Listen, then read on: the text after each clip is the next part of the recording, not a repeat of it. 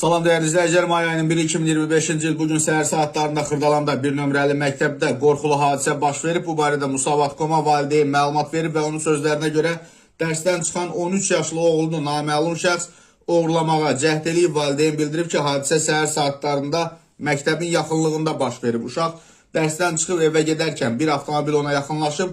Avtomobildə olan şəxs onu zorla maşına mindirməyə çalışıb. Lakin yeniyetmə çevik tərpənərək təcavüzkarın əlindən qaçıb. Uşağım dedi ki, əllərində dəsmal kimi bir şey vardı. Məni tutub maşına soxmaq istəyirdi.